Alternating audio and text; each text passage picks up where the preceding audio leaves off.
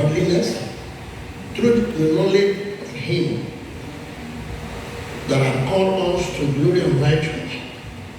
Verse 4, whereby are given unto us exceeding great and precious promises, that by these we might be partakers of the divine nature, having escaped the corruption that is in the world through lust. And beside this, giving all diligence unto your faith righteous, to righteous knowledge. Verse 6, and to knowledge temperance, to temperance patience, and to patience godliness. 7, and to godliness brotherly kindness, to brotherly kindness charity. For if these things be in us and abound, then we shall. They make you that ye shall neither be barren nor fruitful in the knowledge of our Lord Jesus Christ. If this things be in us and abound in us, it will make us to be fruitful in the knowledge of our Lord Jesus Christ. But he that lacketh these things is blind and cannot see afar off, and has forgotten that he was bought from his own sins. Wherefore, the rather, brethren, give diligence to make your calling and election sure. For if you do these things, you shall never fail. Amen. If these things be in us, it will make us fruitful. Fruitful in the knowledge of our Lord Jesus. Not unfruitful. Because we are called to bear fruit. According to John chapter 15 from verse 1, we are called to bear fruit.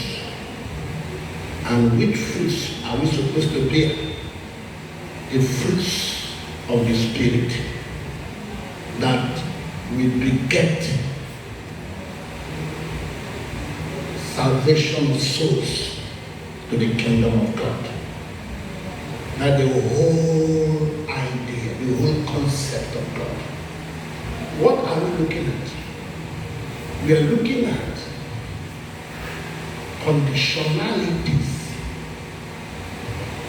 attached to our faith that will help us have divine nature. Conditionalities attached to faith to attain divine nature.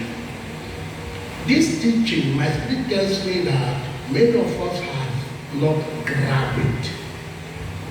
That is why I want to run it through. This should be part 2 of this teaching. I want to run it through with emphatic clarity. Why? All eyes on me. This teaching came from the concept teaching or from the index teaching, which is called the wisdom of man. This wisdom of man, we are going to conclude it after this teaching. We're going to tell you and show you what wisdom of man is. Wisdom of man is not the same thing as wisdom of the world. They may look similar, but not identical. We have wisdom of the world. We have wisdom of man. When the time comes, you will know much of it. But as we are trying to dig deep into the scriptures to bring out this truth, we began to get into different dimensions of this truth. We got to ask ourselves, what is the wisdom of God? We understood that God has a wisdom according to 1 Corinthians chapter 1 verse 20.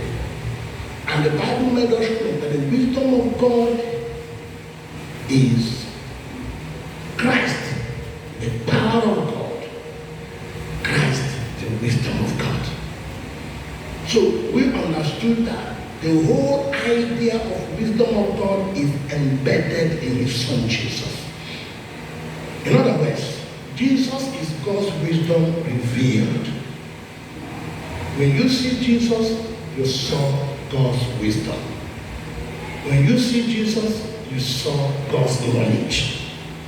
Because the Bible says, in him dwells all the fullness of Godhead. Is in Christ. You want to see God, you have seen Christ. There's no difference.